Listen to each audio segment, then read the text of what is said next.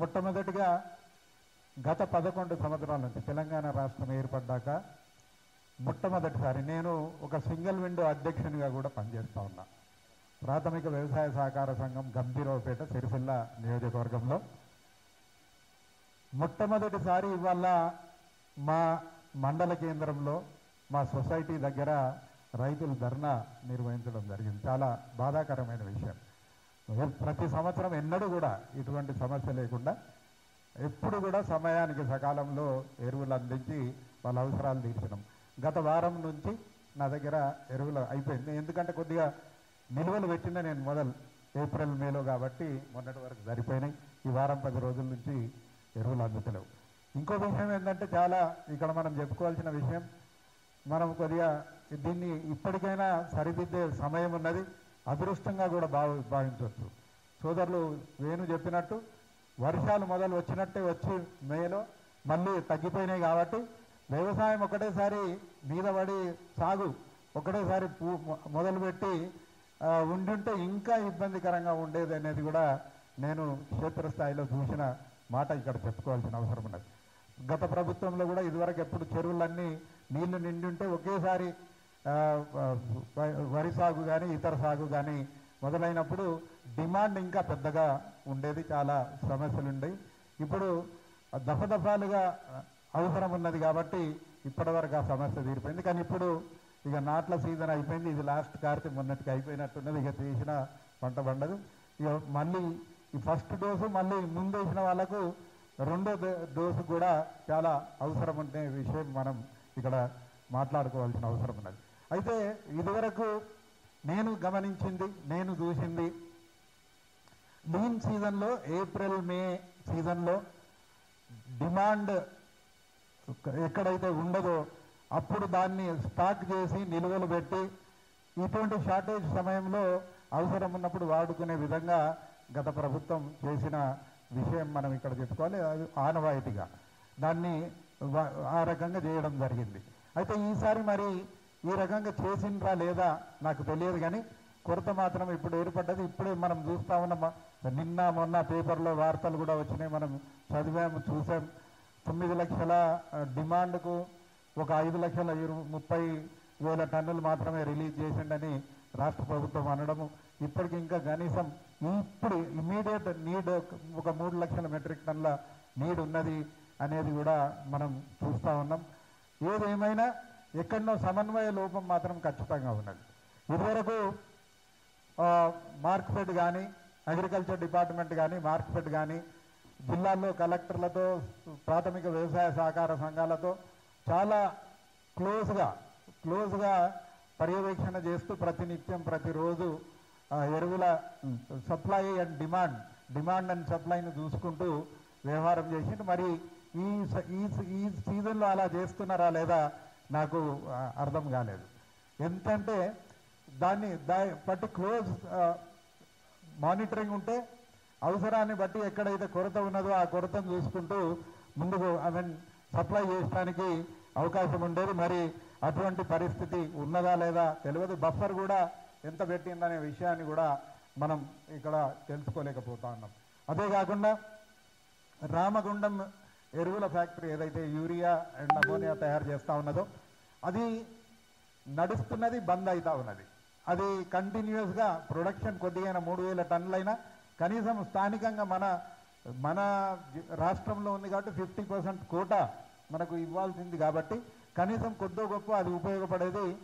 అక్కడ కూడా పరిస్థితి బాగలేదు. కాబట్టి బీజేపీ నాయకులకు ముఖ్యంగా మా జిల్లా నుండే, మా ఉమ్మడి జిల్లా నుండే గౌరవనీయులు బండి సంజయ్ గారు మంత్రిగా వ్యవహారం చేస్తూ ఉన్నారు ఢిల్లీలో.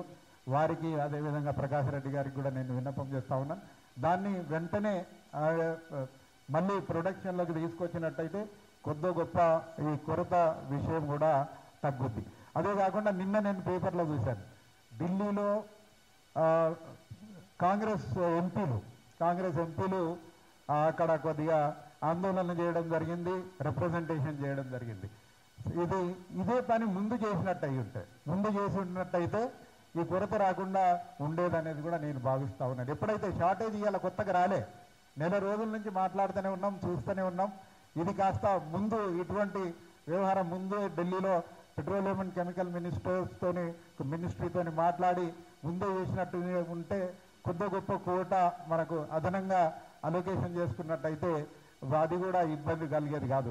మొన్న నేను ఈ మధ్యన కూడా ఒక వార్త చదివిన, ఆంధ్రాలో కూడా కొద్ది ఇబ్బంది అయితే ఒక యువ మంత్రి ఢిల్లీ పోయి మాట్లాడుకొని 3,50,000 మెట్రిక్ టన్ల ఎరువులను నేను రిలీజ్ చేసుకొచ్చిన అనే మాట కూడా మాట్లాడుతూ ఉన్నారు. మరి వాళ్ళు చేసుకున్నట్టయితే మన దగ్గర ఎందుకు అటువంటి కార్యక్రమం చేపట్టలేదు అనేది కూడా నేను చెప్తా ఉన్నాను. ఇది ఏది చేసినా వ్యవసాయం అనేది ఈ భూ ప్రపంచంలో మోస్ట్ వల్నరబుల్ ప్రొఫెషన్ ఏదైతే ఉన్నదో అది వ్యవసాయమే అనే మాట ఖచ్చితంగా చెప్పుకోవాలి.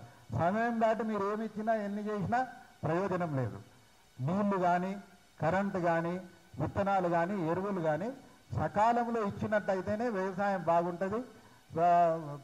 వాళ్ళ పెట్టుబడులకు కనీసం పెట్టుబడి మన పైసలు మళ్ళీ పంట దిగుబడి వస్తే వెళ్ళే పరిస్థితి ఉంటుంది. మనం చూస్తూ ఉన్నాం.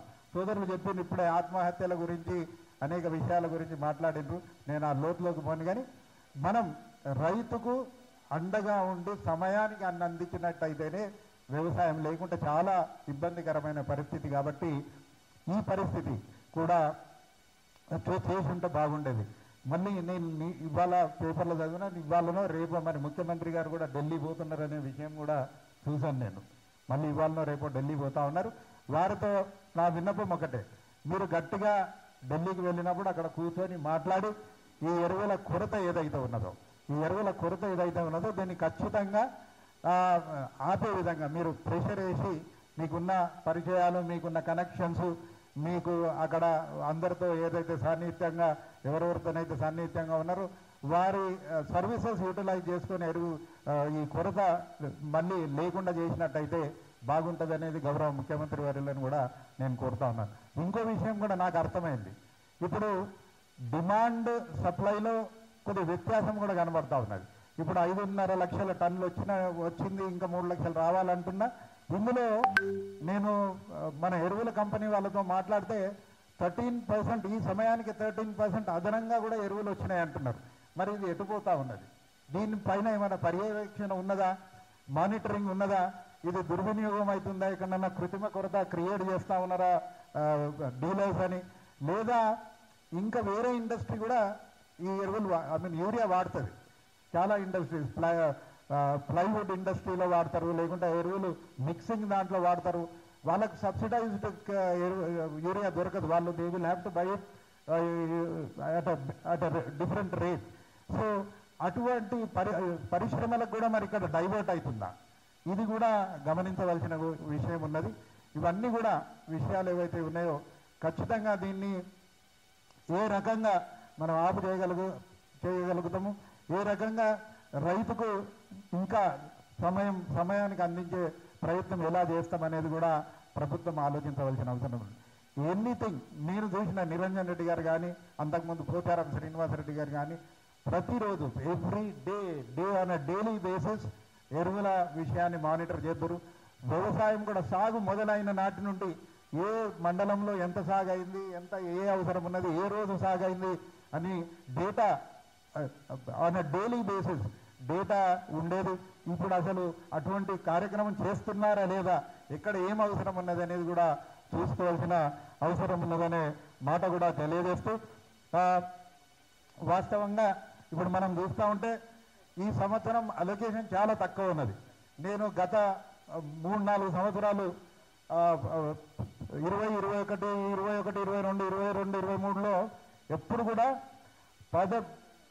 10 లక్షల మెట్రిక్ టన్నుల కన్నా తక్కువ మన ఏదైతే ఉన్నదో మన కోట అలొకేషన్ ఏదైతే ఉన్నదో తక్కువ లేదు. మరి ఈసారి ఎందుకు తక్కువ చేసిండ్రు అనేది కూడా, ఈ వానాకాలం demand only 9.8 lakh metric tonnes అంటే ఎందుకు తక్కువ చేసిండు అనేది కూడా చూడాలి. ఎందుకంటే తెలంగాణ ఒకప్పుడు గత 10 సంవత్సరాల క్రితం ఏ రకంగానైతే ఉండను, అప్పుడు ఎక్కువ సోదరులు చెప్పినట్టు వరితో పాటు అనేక పంటలు పండే. ఇప్పుడు నీళ్లు అందించే కరెక్ట్ నాణ్యమైన ఎలక్ట్రిసిటీ, కడుపు నిండా నీళ్లు అందించిన తర్వాత, మంచి విత్తనాలు ఇచ్చిన తర్వాత అందరూ రైతులంతా కూడా వ్యవసాయంలో వరికి మొగ్గినరు. కాబట్టి వరి సాగు ఎక్కువ అయిపోయింది. మనం చూస్తూనే ఉన్నాం.